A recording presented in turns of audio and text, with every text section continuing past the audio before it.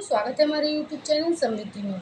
दोस्तों, मैं आज आप लोगों को एकादशी कब है ये इसके बारे में बताऊंगी। एकादशी से पूर्व क्या क्या सावधानियां रखनी चाहिए। वैसे तो हर एकादशी में लगभग एक ही नियम होते हैं, लेकिन ये बताया जाता है कि हर एकादशी का अलग अलग महत्व और अलग अलग नाम होता है।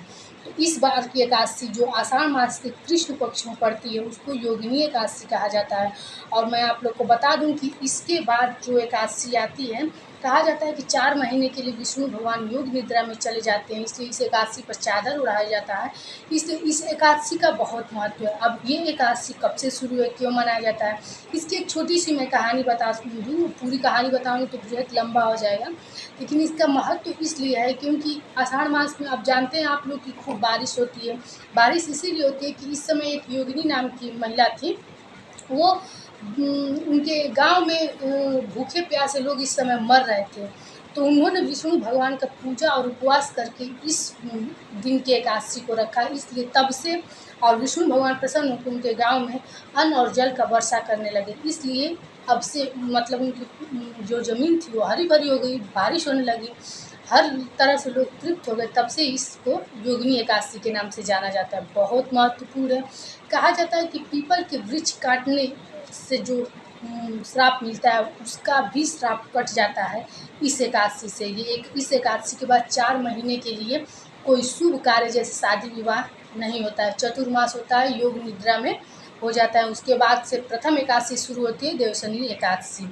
तो ये एकादशी इस बार 14 जून को मनाई जाएगी। अब मैं आप लोग को इसका समय बता दूं कि 9 जून को ही एकादशी प्रारंभ हो जा रही है। लेकिन आप लोग तो ये जानते हैं कि जिस भी त्यौहार, तीज त्यौहार हो या कोई तिथि हो, जो तिथि सूर्य को देखेगी वही मनाई जाती है। तो देखिए, ये 13 तारीख को 9:28 से शुरू हो जा रहा है और 8:48 तक 14 तारीख को रह रहा है।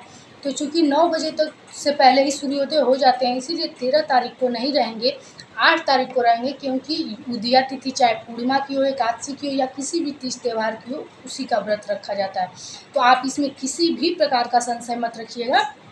आप लोग पूरे विधि विधान से 14 तारीख को नहा धो करके पीले वस्त्र धारण करके विष्णु भगवान का व्रत रहिएगा। और जैसा कि जानते हैं कि शाम काल में ही 13 तारीख को आप लोग भोजन कर लीजिएगा। चावल एकदम मत खाइएगा।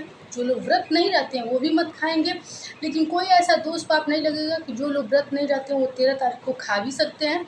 मूली मसूर आदि का त्याग कीजिएगा, ये सब नहीं खाया जाता है। पारण विधि का भी मैं आप लोग को टाइम बता दूं कि 15 तारीख को 5:32 से 8:10 तक आप लोग पारण कर लीजिएगा।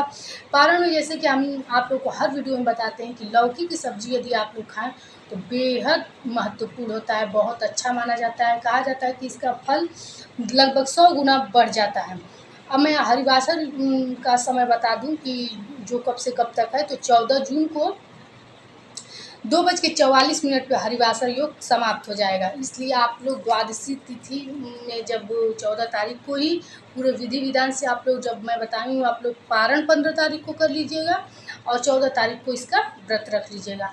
अब मैं आप लोग को एक चीज़ बता दूं कि ये व्रत करने से यश मान प्रतिष्ठा या किसी के द्वारा यदि आप लोग को श्राप लगा है तो काटने के लिए बेहद उत्तमदायी ये एकादशी माना जाता है। इसमें क्या क्या दान किया जाता है ये भी मैं आप लोग को बता देती हूँ। इसमें जितने भी रसीले फल, खरबूजा, तरबूजा, पीले फल जितने भी हों, पानी हो, ये सब दान करना बहुत उत्तम माना जाता है।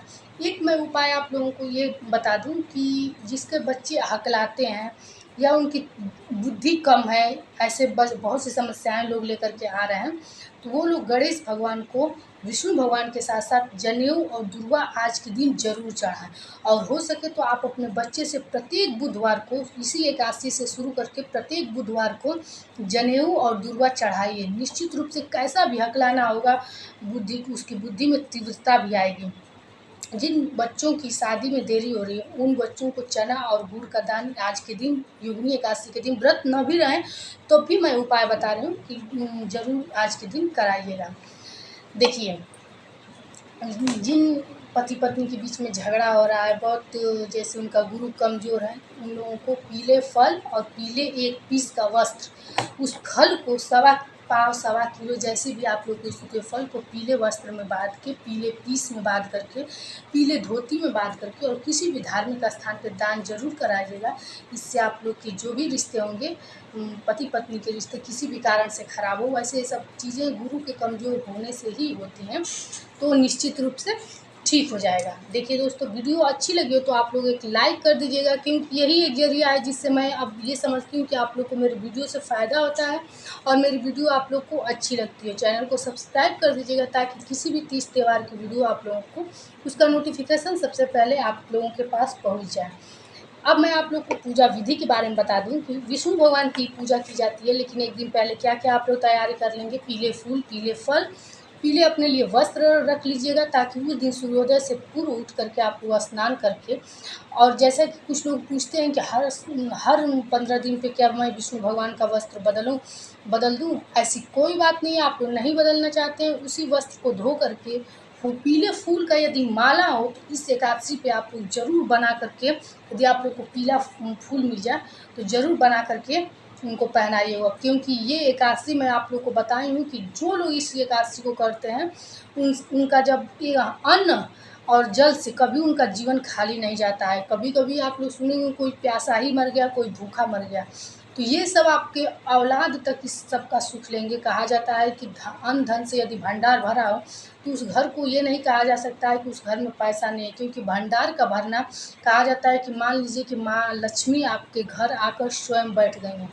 इसलिए पैसा कितना भी हो, अपने भंडार को हमेशा भरे रहना चाहिए धन से। आजकल के लोग ज़्यादा शहर में रहते हैं तो देखती हूँ थोड़ा थोड़ा अनाज लेकर आते हैं, लेकिन आप लोग से मेरा एक निवेदन है कि आप लोग अपने घर में एक भंडार कक्ष जरूर बनाइए, क्योंकि लक्ष्मी माँ हमेशा वहीं निवास करती हैं। क्योंकि आप लोग को मैं उदाहरण के तौर पे बता दूं कि पहले के जनरेशन में, पहले के ज़माने में पैसे नहीं होते थे, लेकिन अन्न का भंडार होता था। और कहा उसमें जब अन्न रखा जाता था, सीजनल जब अन्न होता था, तो पूरा देख दिखा के शुभ मुहूर्त में रखा जाता था कि हमारा अन्न भंडार हमेशा भरा रहे। और पहले के लोग देखते भी थे कैसे राजा के जैसे रहते थे, राजा रहते थे। अब के राजा नहीं, अब तो लोग देख ही रहे हैं बड़े बड़े लोग कैसे बन रहे हैं। कोई राजा का तो यहाँ शासन रहा नहीं।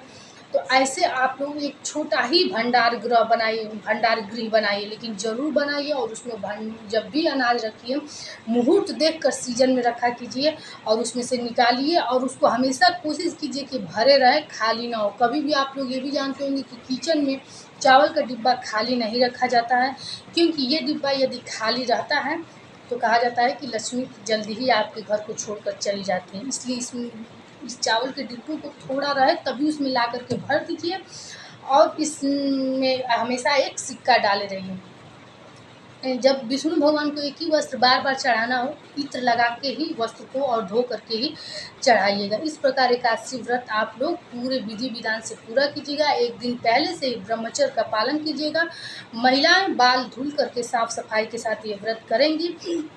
जानते हैं कि एकादशी व्रत 3 दिनों का होता है। 3 दिन इसमें साफ सफाई, ब्रह्मचर्य और शाकाहारी भोजन किया जाता है। इसलिए एक दिन पहले चावल जैसे नहीं खाएंगे, वैसे लहसुन प्याज या कोई वैसा नॉनवेज खाना नहीं खाएंगे। इस तरह आप लोग योगिनी एकादशी का व्रत कीजिएगा। योगिनी एकादशी के व्रत के बारे में मैं बता ही दी हूँ। इसके बाद आप लोग देवशनी एकादशी में प्रवेश कर जाएंगी। इसलिए इस एकादशी को आप लोग जरूर पूरे विधि विधान से रहिएगा। जो लोग नहीं भी रह रहे हैं, कोशिश कीजिएगा कि आप लोग धार्मिक स्थानों पर कुछ न कुछ, जो भी मैं चीज़ें बताई हूँ उसमें से कुछ न कुछ जरूर दान कीजिए। क्योंकि इसके बाद 4 महीने के लिए, 4 महीने में भी एकादशी पड़ती हैं, क्योंकि 24 एकादशियाँ पड़ती हैं पूरे 12 महीने में। लेकिन उसका उतना महत्व नहीं होता है, क्योंकि उस समय विष्णु भगवान शयन कक्ष में होते हैं, वो सोते हैं। उसके बाद से एकादशी फिर प्रारंभ होती है, जिसको फिर से लोग अपना, जिसको भी उठाना रहता है व्रत, वो उठाता है। वीडियो कैसी लगी दोस्तों? वीडियो अच्छी लगी तो एक लाइक कीजिए, चैनल को सब्सक्राइब कीजिए, ताकि ऐसे ही वीडियो आप लोगों को मिलते रहें। और एक लाइक ज़रूर कर दीजिएगा, जिससे मुझे प्रेरणा मिलता रहे और मुझे ये भी हो कि आप लोग को मेरी वीडियो अच्छी लगती है। दोस्तों फिर मिलेंगे नए वीडियो के साथ। जय श्री राम दोस्तों।